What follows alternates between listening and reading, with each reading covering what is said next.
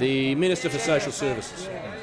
So, Mr. Speaker, just with respect to that figure that was cited of $4,700, that does two things that it shouldn't do. First of all, it doesn't take into account any of the availability leading up to the point at which a child would turn 13 because of reforms that we're suggesting to childcare, which would make families $1,500 a week better off. Members on my left. Indeed. Into the future, Mr. No, the Speaker. member for Watson will resume. The minister is the member for Watson on a point of order. On direct the member relevance. for Watson, on I'm direct ruling relevance. now. Member for Watson will resume his seat. Resume your seat. The member for Watson will resume his seat.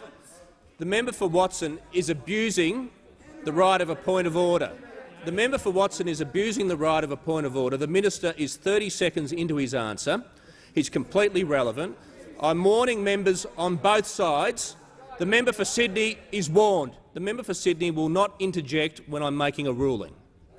She might be the deputy leader, but it makes no difference. It's disorderly conduct. The Minister for Immigration will cease interjecting.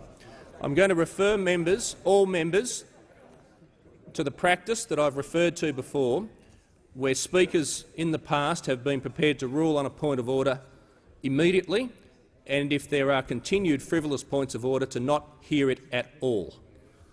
The minister has the call. Speaker, the other thing that figure does is it takes into account the abolition of the school kids bonus. Now, that was meant to be paid for by something called the mining tax, which raised no revenue. Are the opposition seriously suggesting that we should borrow money in a period of debt and deficit to pay for a school kids bonus at this time? I mean, it is absolutely a bogus figure. If we might make the other point here, that when the coalition came to government, Mr. Speaker, we inherited from Labor the 5 worst deficits in Australian history, totalling $191 billion.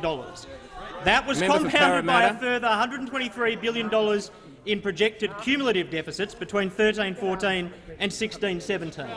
The prediction from Treasury was that if we did not take remedial action, which involves finding savings, restraining expenditure, then we were looking down the barrel of 10+ years of deficits. And if we might just say, with respect to this issue of fairness, and the opposition today have agreed to at least one small part of the savings package that we have proposed, $500 million, and they believe that that is completely fair, and we would agree that that is a fair saving. But when you consider the borrowings that are engaged in to fund things that we cannot restrain today, such as in family tax benefits B or in a whole range of other areas inside the welfare system, if we allow the situation to persist for too long where we are borrowing money to fund recurrent expenditure, then the children that you are talking about who are 13 today, when they enter the tax system, will end up not merely paying for the welfare system in the future of their own day, but will end up paying through the contribution of their taxes to the welfare system of today, because we have been unable, as a parliament, to determine appropriate savings.